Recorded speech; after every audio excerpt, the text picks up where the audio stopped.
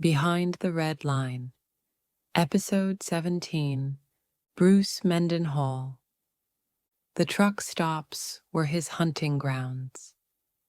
Truck stops are supposed to be places of rest, islands of neon light along lonely highways, where drivers grab coffee, stretch their legs, and rest their eyes before the next 100 miles. But in the mid-2000s, across Tennessee, Indiana, Alabama, and Georgia, there was one truck driver who didn't use these stops for rest. He used them to hunt. Bruce Mendenhall drove a bright yellow semi, a color meant to be visible, meant to be safe, meant to stand out on the highway. But inside that truck, inside the cab, was something the police weren't ready for. A nightmare on wheels, a rolling crime scene, a mobile hunting ground. Tonight, we climb inside that cab. The truck police found stained with blood, filled with evidence, and hiding the secrets of a man who blended into America's busiest highways while carrying bodies across state lines. This is Behind the Red Line, Episode 17, Bruce Mendenhall, the truck stop hunter. Bruce Mendenhall looked like the most average man alive. A 56-year-old grandfather, soft-spoken, calm, married for decades, 2 kids, drove trucks for a living. A man who talked about weather, gas prices, and mileage. If you passed him in a truck stop diner, you wouldn't look twice. But behind that normal exterior was a man who had grown resentful, bitter, angry, and who decided to take that rage out on the women he saw as disposable. He wasn't driven by passion. He wasn't driven by money. He was driven by the need to dominate. Most of his victims lived in the margins of society.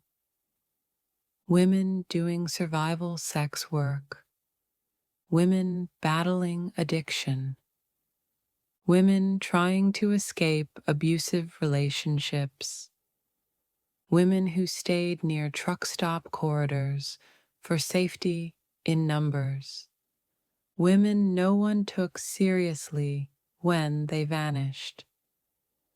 Truck stops are dangerous at night. You can disappear in a single moment. A car door opens, a hand waves you over, a promise is made, a ride, a meal, a little cash, a warm cab to rest in. For some women, accepting a ride from a trucker was a way to survive the night. For the women Mendenhall targeted, it was the last choice they ever made. On June 26, 2007, 25-year-old Sara Hulbert, a mother of 2, was found near a fuel pump at a Nashville TA travel center. She'd been murdered. Her body left near the pumps, her clothing disturbed, no weapon found. The killing looked rushed, chaotic, sloppy, but detectives noticed something wrong. There were fresh tire tracks, and not from a car, from a semi-truck. Witnesses saw a yellow rig leaving the lot around the time of the murder. That yellow truck would become the key to the entire case. A few days later, Police patrolled the same Nashville truck stop. Same pumps, same lighting, same layout. They spotted a bright yellow semi idling near the pumps, the exact place Sara had been found. Inside the cab was Bruce Mendenhall. Detectives approached him. He was calm, soft-spoken, polite, not nervous at all. But then they saw blood. Dry blood smeared on the door, blood on the steering wheel, blood on the floor. They asked him to step out. He did, with no hesitation. The inside of his truck was soaked in blood, and not just from one person.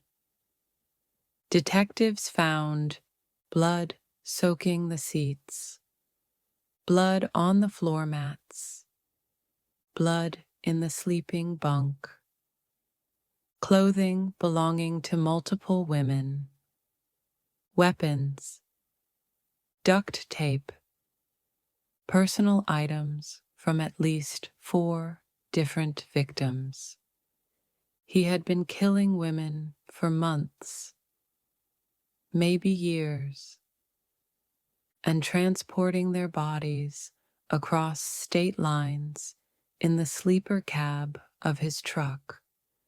The truck wasn't just a weapon, it was a coffin, a dumping ground, a place where he lived with the ghosts of the women he murdered. The confirmed victims include 1. Sara Hulbert, Nashville, Tennessee, June 2007. Found near the fuel pumps. A mother trying to survive addiction and homelessness. 2. Samantha Winters, Lebanon, Tennessee, June 2007. Found in a trash dumpster. Her killer drove right back onto the interstate afterward. 3. Casey Jo Wilson, Nashville, May 2007. Found behind a truck stop. Last seen alive, walking between rigs. 4. A woman in Alabama, still being investigated. Found near a rest area. But investigators believe these are just the confirmed cases. Blood in the truck belonged to multiple women who have never been identified. His roots took him through Tennessee, Georgia, Alabama, Indiana, Illinois, Missouri, Mississippi, and anywhere a truck can stop. A predator can operate unnoticed. Police believe he might be connected to as many as 10 to 20 murders. Some bodies have never been located. Some women were likely never reported missing. When questioned, Mendenhall didn't cry. He didn't panic. He didn't deny. He didn't even seem confused. He simply shrugged. He admitted to killing multiple women. He admitted he targeted sex workers. He admitted he chose truck stops because they were convenient. But he never explained why, because to him there was no why. He killed because the opportunity was there. The women were vulnerable. He knew no one would look. He knew truck stops lacked cameras. He knew bodies near interstates get blamed on unknown drifters. He operated in the shadows of America's busiest travel network, invisible in plain sight. Mendenhall used the perfect combination of isolation, mobility, vulnerability, and anonymity. Truck stops are chaotic at night. People come and go. Nobody remembers faces. Cameras rarely cover every area, and many victims he targeted were living day to day, battling addiction, involved in survival sex work, estranged from families, couch surfing, walking alone at night. If they disappeared, nobody sounded an alarm quickly. To a predator like Mendenhall, these women weren't invisible. They were unprotected. When police opened the investigation across states, they linked Mendenhall to a woman murdered in Georgia, a body found near Birmingham, Alabama, a disappearance near Indianapolis, evidence found in Illinois, locations tied to his fuel receipts, phone calls made from his cab, surveillance footage in multiple states. He left breadcrumbs everywhere, but they stretched across thousands of miles. Only the blood in his truck told the whole story. A story too big for any one state.